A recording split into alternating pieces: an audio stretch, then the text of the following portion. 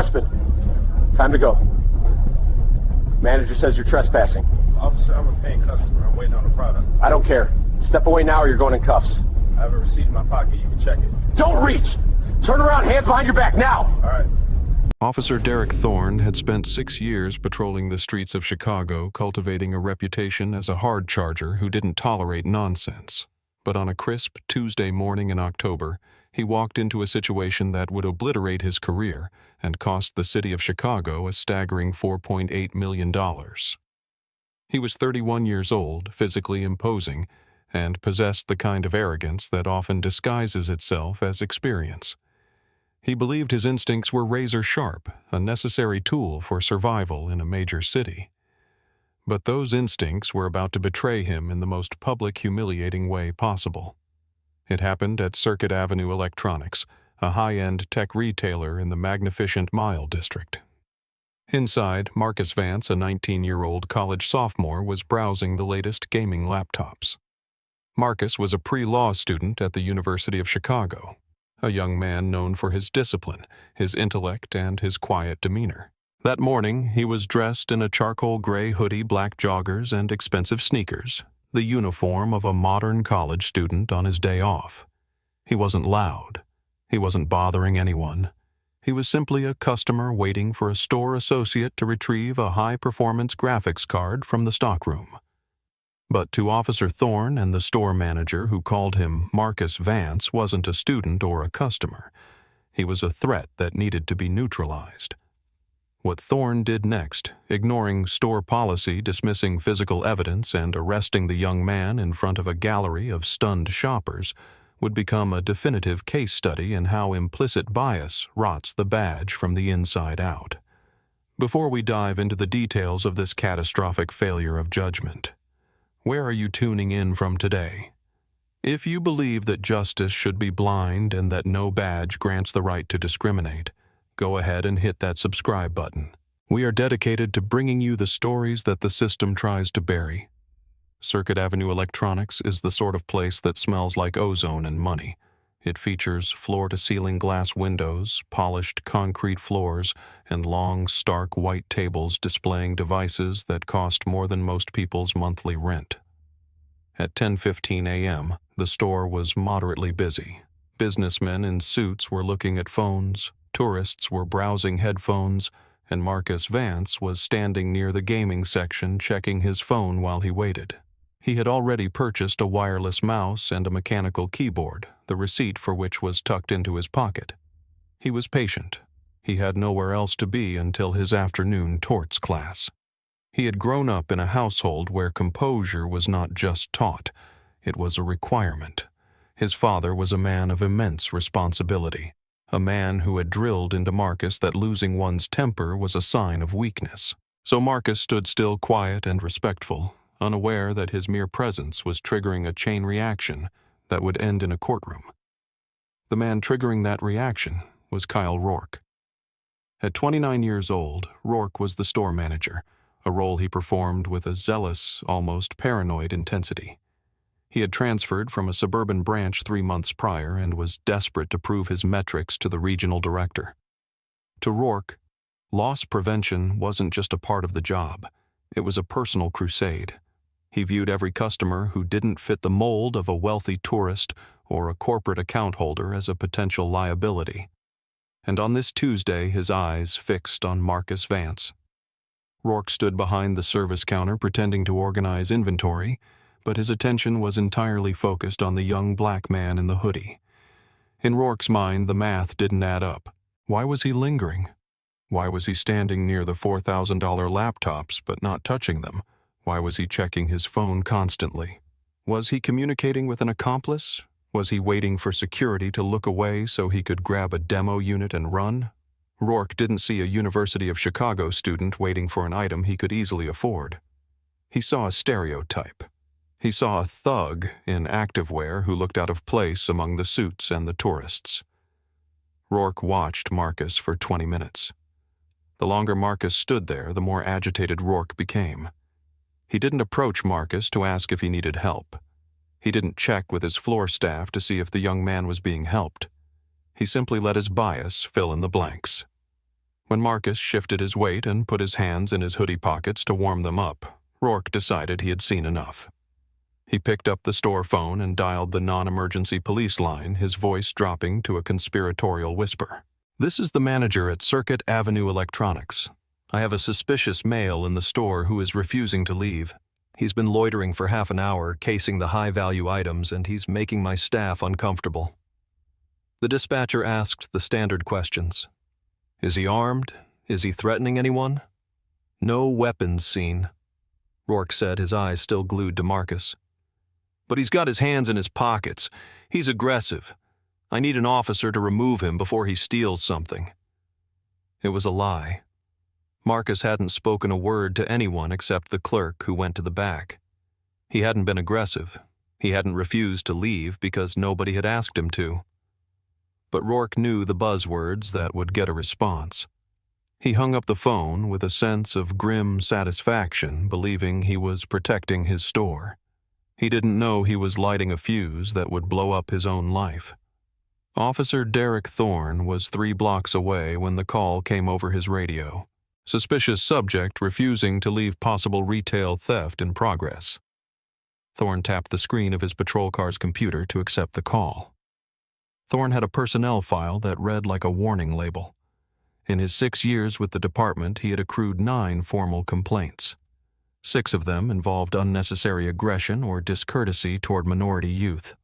He had a reputation in the precinct as a heavy hand, the kind of officer who believed that fear was the only currency the streets respected. Thorne viewed his district not as a community to be served, but as a territory to be held. He often complained in the locker room about how soft the new policies were, how the department was tying his hands, how these kids didn't have any respect anymore. He carried that bitterness like a second weapon.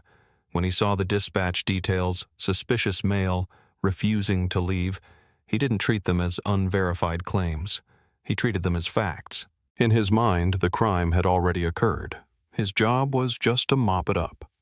He pulled his cruiser up to the curb in front of Circuit Avenue Electronics at 10:38 a.m., parking in the loading zone. He adjusted his belt, checked his body camera to ensure it was recording not for transparency, but because he believed it would vindicate whatever action he took, and marched toward the glass doors. He didn't look for the manager. He didn't ask for a briefing. He scanned the store, saw the suits, saw the tourists, and then saw the black kid in the hoodie standing near the gaming laptops. Target acquired. Thorne walked with a swagger that took up space, his hand resting near his holster, his chin up.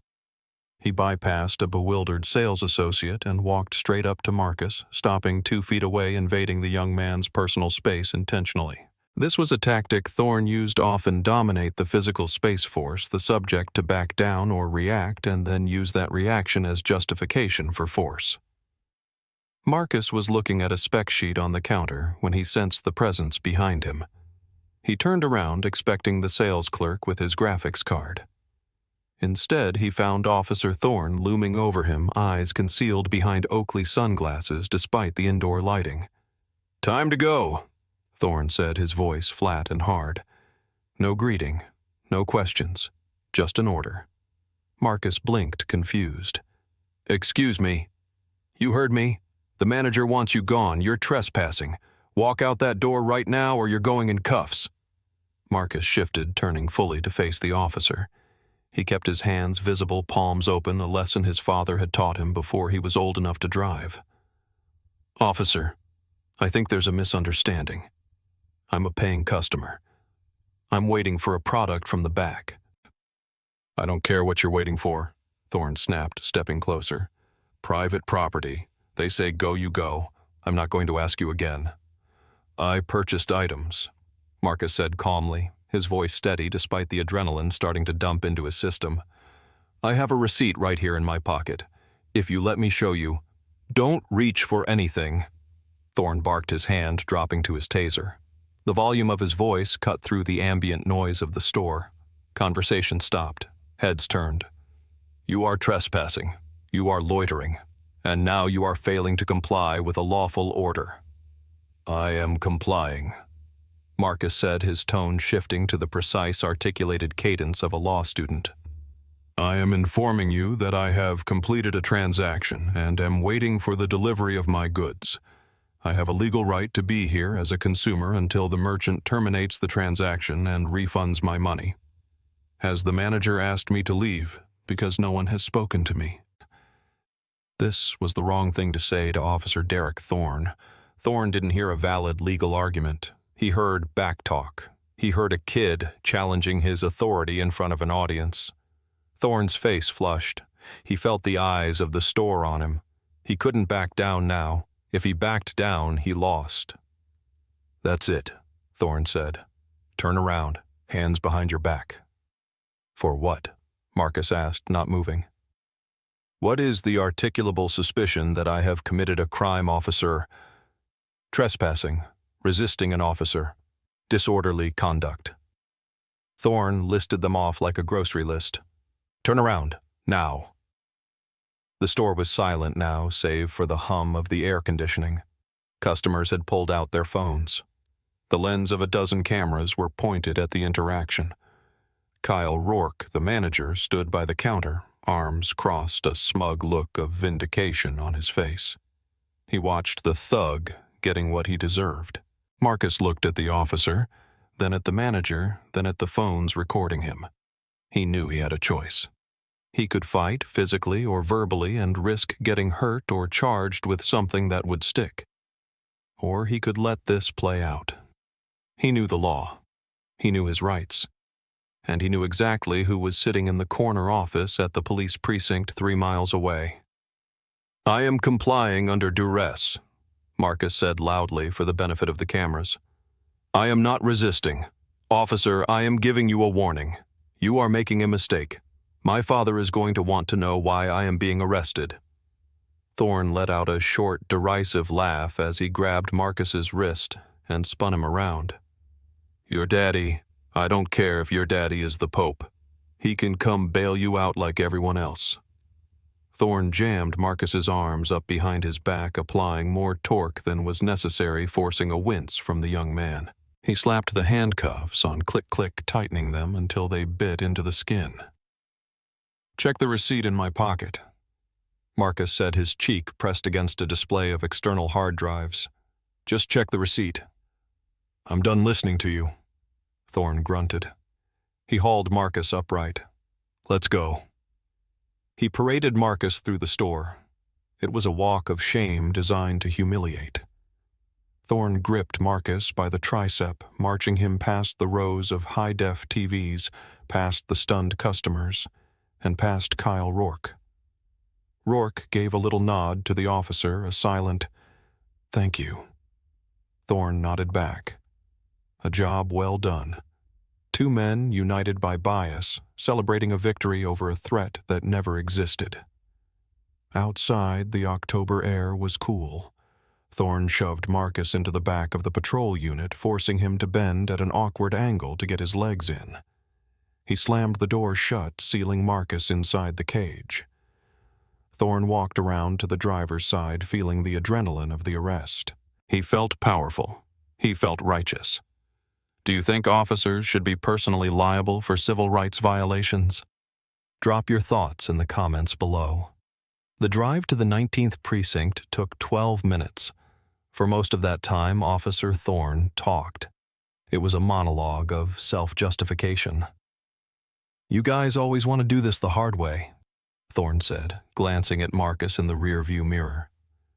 You think because you know some big words you can talk your way out of it? You think a store like that is a public park? You gotta learn respect. You gotta learn that when a badge tells you to move, you move. Marcus sat in the back, staring out the window at the passing city. He said absolutely nothing. He didn't argue. He didn't cry. He didn't beg. He was entering a meditative state, reviewing the statutes in his head. 4th Amendment violation, false imprisonment, assault. He cataloged the tightness of the cuffs. He noted the time. He noted the officer's badge number 4922. Thorne took the silence for submission. Yeah, not so loud now, are you? Daddy isn't here to help you now. Thorne pulled the cruiser into the precinct's sally port, the garage door rumbling shut behind them. The lighting was harsh and industrial. Thorne hauled Marcus out of the car, grabbing him by the cuffs again. He led him through the heavy steel doors and into the booking area. The 19th Precinct intake room was a bustle of activity. Officers were processing paperwork, a drunk man was singing in a holding cell, and phones were ringing.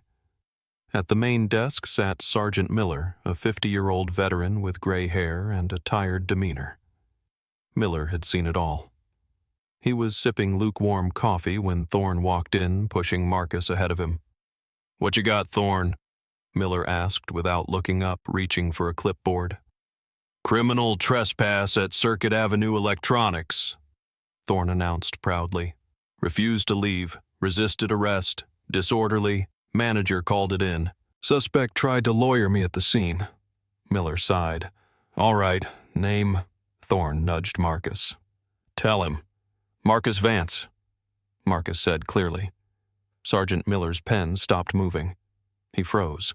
The name hung in the air like a gunshot. Miller looked up, his eyes narrowing as he focused on the young man in the handcuffs. He looked at the face, the high cheekbones, the set of the jaw, the eyes. He recognized those eyes. He had seen them in family photos on the chief's desk. He had seen this kid at the department picnic 3 years ago. Miller's face drained of color. He stood up slowly, his chair scraping loudly against the floor. "Thorne," Miller said, his voice trembling slightly. "What did you say his name was?" "Marcus Vance," Thorne said, oblivious. "Why?" Miller looked at Thorne with an expression of absolute horror. "Thorne, uncuff him. Right now." Thorne frowned. "What, Sarge? He's a valid arrest. He was trespassing. He resisted." "I said take the damn cuffs off him," Miller shouted, startling the entire room. The drunk man stopped singing. Other officers looked over. "Do you have any idea who this is? He's just some college kid who—" "He is the chief's son," Miller hissed, leaning over the desk. "He is Chief Vance's son." The silence that descended on the room was absolute. It was heavy, suffocating. Thorne felt a cold pit open in his stomach. The arrogance that had fueled him for the last hour evaporated instantly, replaced by a primal fear. He looked at Marcus. Really looked at him for the first time. He saw the resemblance. Thorne stammered. He didn't say, "I told you," Marcus said softly, his voice calm but icy. "I told you my father would want to know why I was being arrested." Sergeant Miller was already on the phone, his hand shaking as he dialed an extension. "Executive offices. Now, yes. Tell the chief to come down to booking, immediately. It's Marcus." Thorne stood there, the key to the handcuffs in his hand, his fingers numb. He unlocked the cuffs.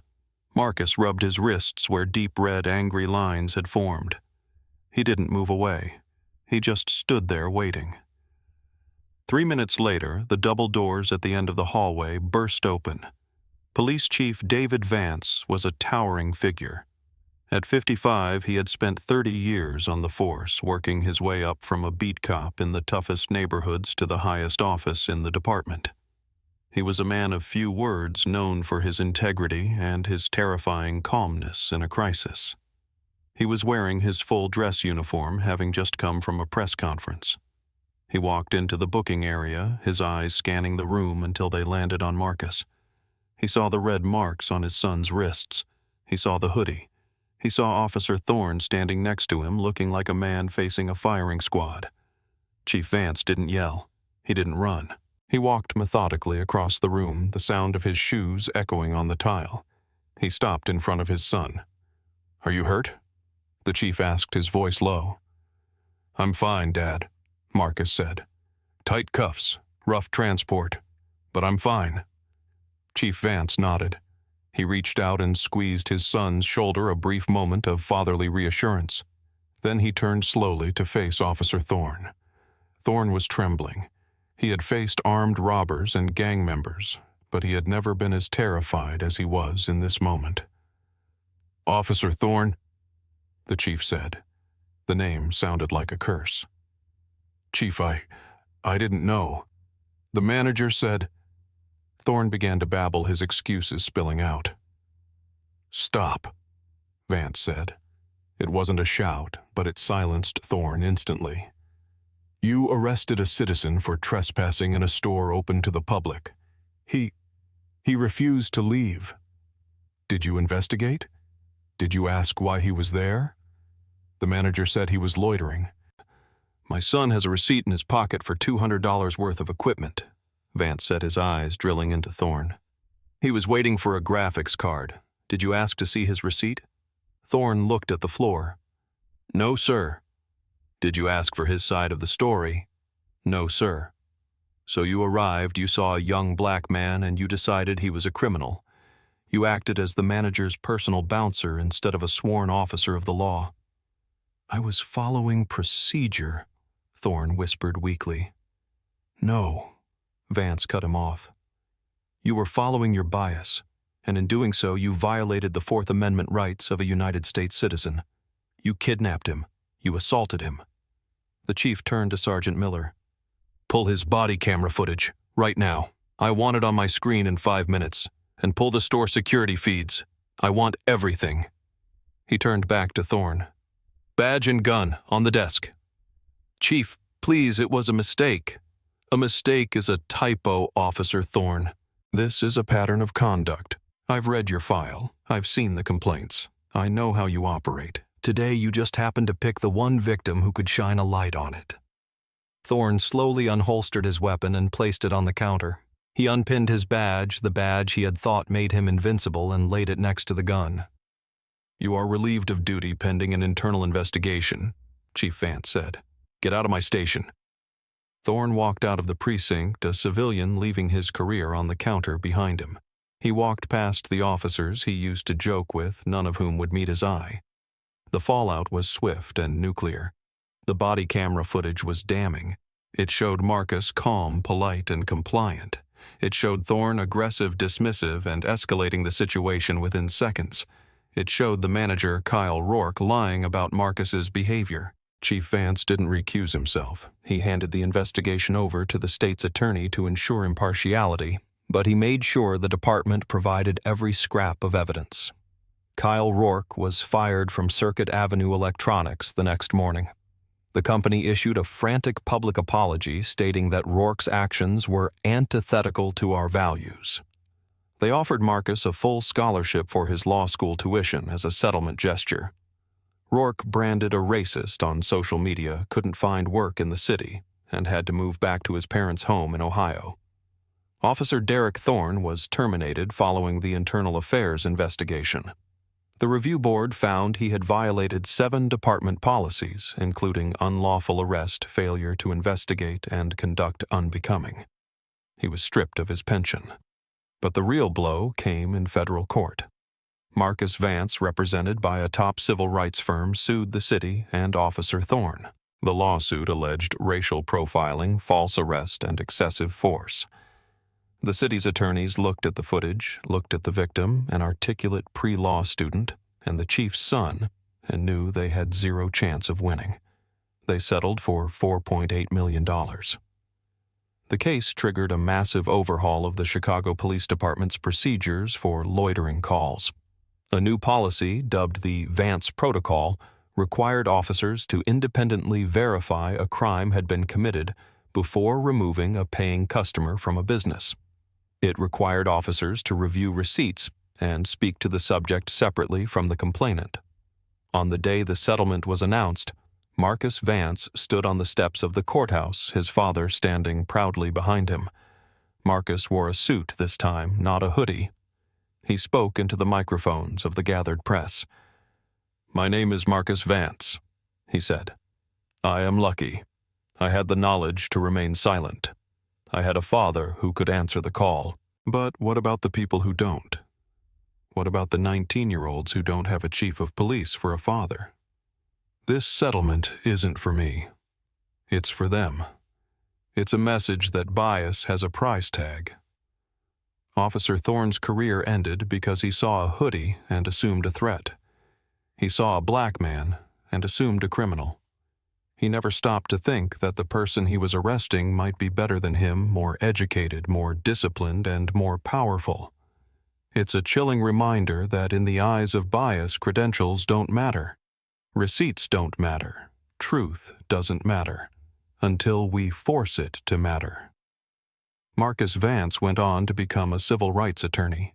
He keeps his father's old badge on his desk right next to the receipt for the mouse and keyboard he bought that Tuesday morning, a $4.8 million receipt. The silence that follows a story like this is heavy. It forces us to ask uncomfortable questions about who we trust with power and why. Derek Thorne didn't wake up that morning deciding to destroy his life. He woke up thinking he was the hero of a story that didn't exist. He allowed his prejudice to override his oath. If Marcus hadn't been the chief's son, would anyone have believed him?